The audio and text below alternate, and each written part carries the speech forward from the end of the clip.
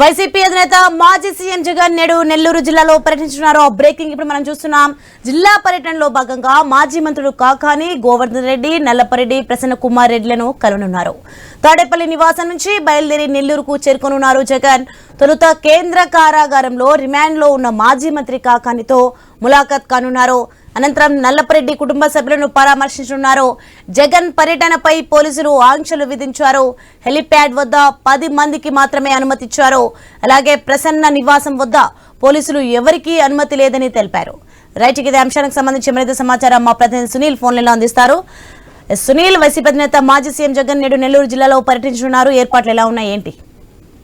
సోని, మాజీ ముఖ్యమంత్రి జగన్మోహన్ రెడ్డి ఈ రోజు నెల్లూరు జిల్లానైతే పర్యటించిన పరిస్థితి అయితే ఉంది. అయితే దీనికి సంబంధించి కూడా ఎలాంటి అవాంఛనీయ సంఘటన జరగకుండా పోలీసులు పటిష్ట బందోబస్తు అయితే ఇప్పటికే ఏర్పాటు చేసినారు. అయితే గత 2 సార్లు కూడా జగన్మోహన్ రెడ్డి నెల్లూరు పర్యటనను పర్మిషన్ కోరడం జరిగింది. అయితే నిరాకరించిన పరిస్థితి అయితే ఉంది. అయితే ఎట్టికేకలకు 3వసారి అయితే జగన్మోహన్ రెడ్డి ఈ రోజు అయితే నెల్లూరు రానున్న పరిస్థితి నెలకొందని చెప్పుకోవచ్చు. అయితే ఈ రోజు 10:30 నుండి 11 గంటల లోపు జైలు వద్ద ఏర్పాటు చేసిన హెలిప్యాడ్ వద్దకైతే జగన్మోహన్ రెడ్డి చేరుకుంటారు. దీనికి సంబంధించి హెలిప్యాడ్ వద్దకు వెళ్లేందుకు 10 మందికి మాత్రమే అనుమతి ఇచ్చారు నెల్లూరు పోలీసులు. అక్కడి నుండి అక్రమ మైనింగ్ కేసులో నెల్లూరు సెంట్రల్ జైల్లో రిమాండ్ ఖైదీగా ఉన్న మాజీ మంత్రి కాకాని గోవర్ధన్ రెడ్డితో ములాఖాత్ అవుతారు. ఈ ములాఖాత్కు సంబంధించి కూడా 3 మాత్రమే అనుమతినిచ్చిన పరిస్థితి దాదాపు నెలకొందని చెప్పుకోవచ్చు. అయితే ఈ ములాఖాత అనంతరం కూడా ఇటీవల మాజీ మంత్రి ప్రసన్న కుమార్ రెడ్డి ఇంటిపై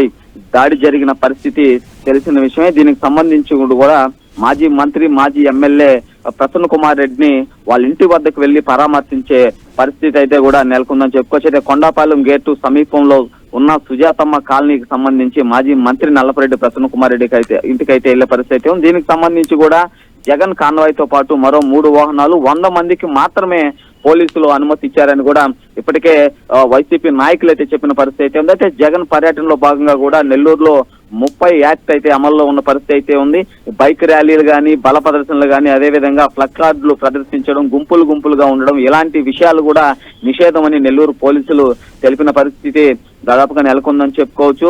అయితే ఇటీవల ప్రకాశం, పల్నాడు, చిత్తూరు జిల్లాల్లో జరిగిన విషయాలను దృష్టిలో ఉంచుకొని జగన్మోహన్ రెడ్డి ఎప్పుడైతే నెల్లూరు పర్యటనకి మొదలు పెడతారో అప్పటి నుంచి కూడా జగన్మోహన్ రెడ్డి ఇక్కడ నెల్లూరు నుండి మళ్ళీ విజయవాడ వెళ్లేంత వరకు సీసీ కెమెరాల నిఘాతో ఉంచుతారని కూడా జిల్లా ఎస్పీ అయితే తెలిపిన పరిస్థితి అయితే ఉంది. అయితే మొత్తం కూడా డ్రోన్ కెమెరాలతో మొత్తం జరిగే విషయాలన్నీ రికార్డ్ అవుతుంటాయి. ఎవరు పోలీసులు చెప్పిన విషయాలను అతిక్రమిస్తే వాళ్ళపై కఠిన చర్యలు తీసుకుంటామని కూడా నెల్లూరు జిల్లా ఎస్పీ చెప్పిన పరిస్థితి అయితే ఉంది. అయితే ఏదేమైనప్పటికీ కూడా ఈ రోజు 100 మందికి అనుమతి, అదేవిధంగా జైలు వద్ద ములాఖాతుకు 3కి, అదేవిధంగా హెలిప్యాడ్ వద్దకి 10 మందికి అనుమతి ఇచ్చిన పోలీసులు ఏ విధంగా ఈ పర్యటనను పర్యవేక్షిస్తారో చూడాల్సిన పరిస్థితి అయితే ఉంది. అయితే ఇప్పటికే కూడా ఉమ్మడి నెల్లూరు జిల్లా వ్యాప్తంగా వేల సంఖ్యలో అయితే ప్రజలు జగన్మోహన్ రెడ్డిని చూసేందుకు వస్తున్న పరిస్థితి అయితే ఉందని కూడా వైసీపీ నాయకులు ఒక పక్క చెప్తున్న పరిస్థితి అయితే ఉంది. ఎక్కడికక్కడ కూడా ఇటు సూలూరుపేట, బోధనం, నెల్లూరు టోల్ ప్లాజాల వద్ద